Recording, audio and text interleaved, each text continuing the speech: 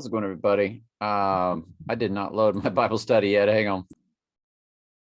There we go. Now we're up and running. No one had eaten for a long time. Finally, Paul called the crew together and said, "Man, you should have listened to me in the first place and not left Crete. We would have avoided all this damage and loss that he told them would happen. But take courage. None of you will lose your lives, even though the ship will go down. For last night, an angel of God to whom I belong and whom I serve stood beside me. And he said, 'Don't be afraid, Paul, for you will surely stand trial before Caesar. What's more, God in his goodness has granted safety to everyone sailing with you. So take courage, for I believe God.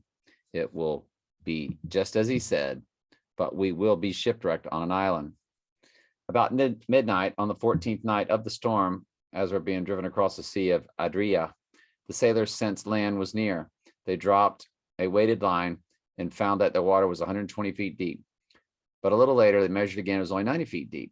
At this rate, they were afraid they would soon be driven against the rocks along the shore. So they threw out 4 anchors from the back of the ship and prayed for daylight. The sailors tried to abandon the ship. They lowered the lifeboat as though they were going to put out anchors from the front of the ship. Let's move on to Daniel. So this is the writing on the wall. Then came in all the king's wise men. They could not read the writing on the wall that the hand had made, right? The hand and the fingers. Thank you thing, right? That's where the Adams family gets it from. Nor make known to the king the interpretation thereof. Then was King Belshazzar greatly troubled, and his countenance was changed in him, and his lords were astonished. Now the queen, by reason of the words of the king and his lords, came into the banquet house. And the queen spake and said, O king, live forever. Let not thy thoughts trouble thee, nor let thy countenance be changed.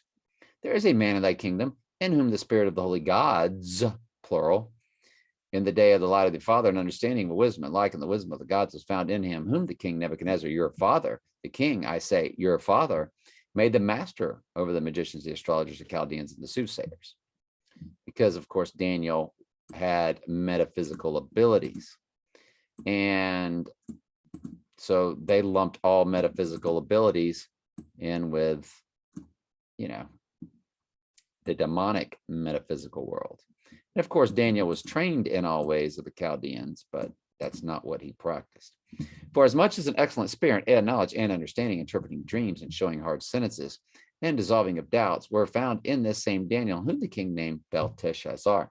Now let Daniel be called, and he will show the interpretation. All right, we'll get back to both stories tomorrow. Love you very much. Ask questions anytime. That's what I'm here for.